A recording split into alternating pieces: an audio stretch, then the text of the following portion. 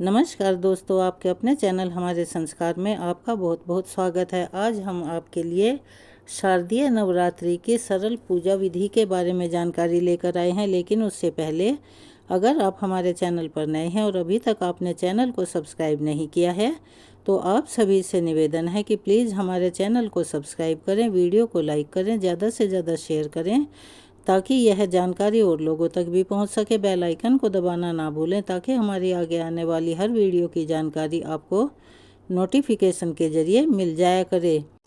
Comments box में जय माता दी अवश्य लिखें। माता भगवती की कृपा आप पर, आपके परिवार पर, आपके सभी अपनों पर हमेशा बनी रहे। घर में अन्न धन के भंडार हमेशा भरे रहें। हमारे संस्कार चैनल की तरफ से आपको शारदीय नवरात्रि की बहुत बहुत बधाई। यह लगभग देश के सभी हिस्सों में मनाया जाने वाला पर्व है। इसके दौरान भक्त व्रत, भजन, कीर्तन और जागरण के माध्यम से अपने मन और आत्मा को शुद्ध करते हैं, यानी कि पवित्र करते हैं।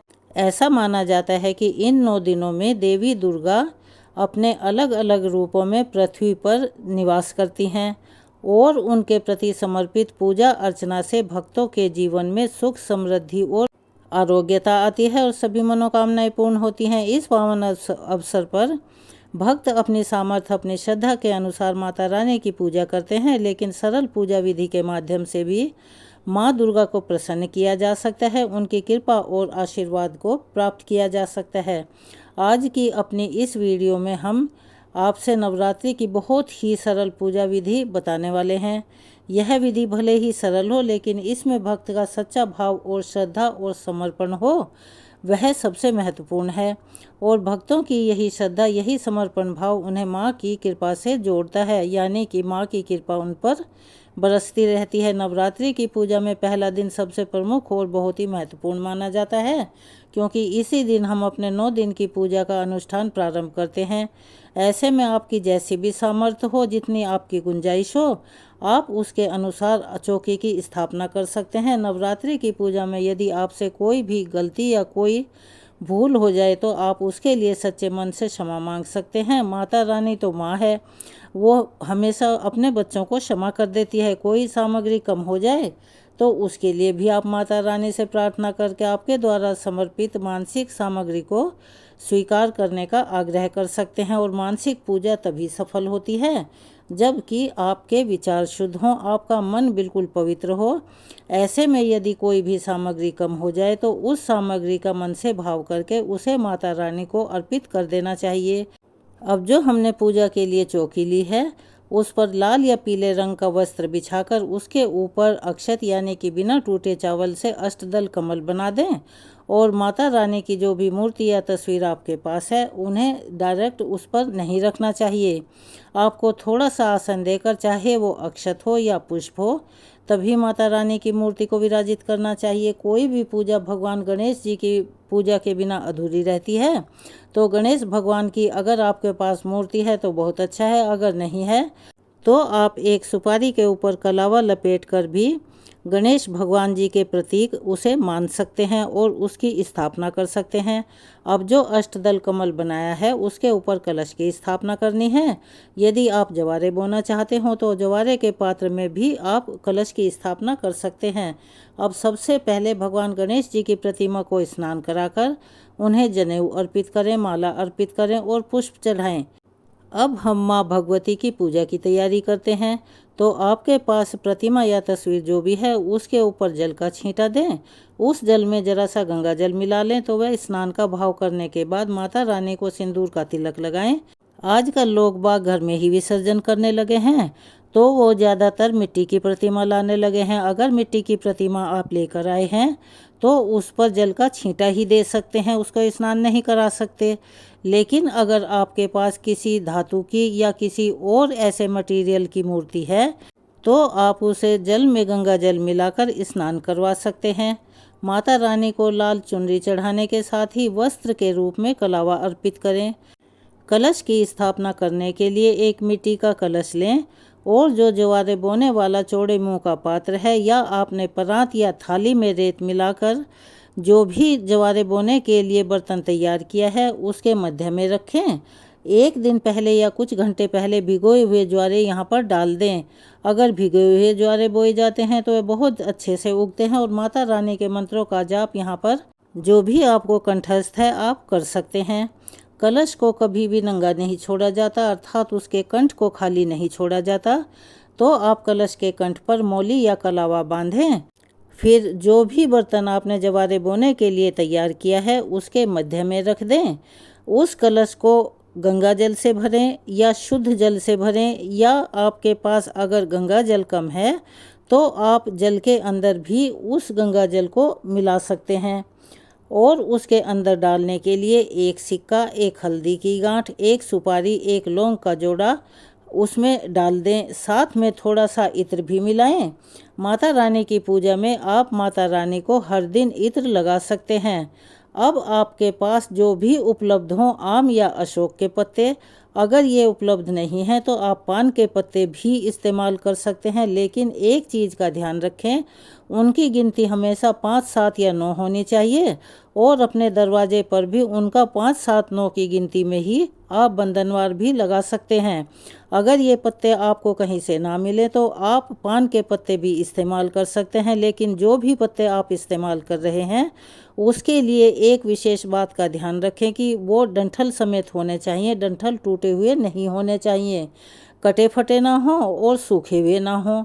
और डंठल समेत ही आप उनकी स्थापना कलश के ऊपर कर सकते हैं। अब एक पात्र में जिसमें कि अक्षत यानी बिना टूटे हुए चावल लेकर, जिसे पूर्ण पात्र कहा जाता है, उसके ऊपर नारियल की स्थापना करनी होती है और एक मिट्टी के दिए में चावल रखें। पूजा में मिट्टी के बर्तन या मिट्टी के पात्र इस्तेमाल करना बहुत शुभ माना जाता है। नारियल को इस तरह से लिटाकर आपको उसे स्थापित करना है। उसके ऊपर चुनरी बांधने के बाद उस पर कलावा जरूर लपेटें। 3 बार कलावा लपेटें, नहीं तो वैसे 9 बार कलावा लपेटने की परंपरा चली आ रही है। हाथ जोड़कर माता रानी से इस पूजा को स्वीकार करने का आग्रह करें। तो यह बहुत ही नवरात्रि के पूजा की सरल विधि हमने आपको बताई है। उसके बाद आप धूप दीप जलाकर माता रानी का विधि विधान से पूजन करें। पहले दिन में माँ शैलपुत्री की पूजा की जाती है। यदि आपके पास माता रानी की केवल दुर्गा माता के रूप में ही तस्वीर है तो आप उन्हीं में माँ शैलपुत्री का ध्यान करके उनका पूजन कर सकते हैं। यदि आपके पास ऐसी तस्वीर है जिसमें माँ के सभी 9 रूपों की तस्वीरें बनी हों तो आप हर रूप की पूजा करके उन्हें तिलक लगाएं। उन्हें भुजाओं में विराजमान जो भी अस्त्र शस्त्र हैं उनका भी तिलक अवश्य ही करना चाहिए। नवरात्रि की पूजा में कलश की स्थापना तो अवश्य ही करनी होती है, लेकिन जवारे बोने आपके लिए ऑप्शनल हैं। आप अगर बोना चाहते हैं तो बो सकते हैं। आपके अगर रीति रिवाज से ये चीज़ बाहर है तो आप इन्हें छोड़ भी सकते हैं। लेकिन नवरात्रि के दिनों में जवारे बोना बहुत शुभ माना जाता है। ये सुख समृद्धि के प्रतीक होते हैं। किसी कारण से अगर आप जवारे ना बो पाएँ तो अक्षत का आसन देकर भी आप कलश की स्थापना कर सकते हैं, क्योंकि हम 9 दिन तक लगातार माता रानी की पूजा करते हैं।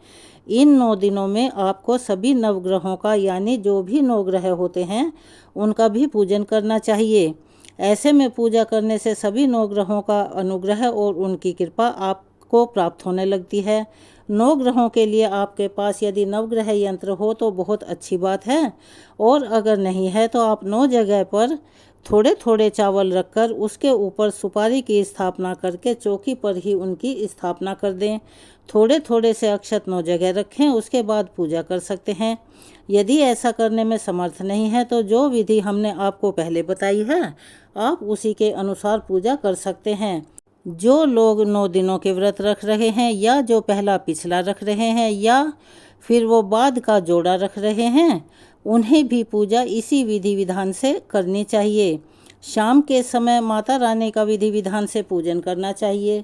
शाम के समय अगर आप स्नान ना कर सकें तो आप अपने हाथ मुंह धोकर अपने मन और अपने चित्त को शुद्ध करके धूप दीप जलाकर माता रानी की पूजा करें। सुबह और शाम दुर्गा चालीसा का पाठ और आरती तो करना ही चाहिए। सुबह के समय व्रत की कथा का श्रवण आपको करना चाहिए।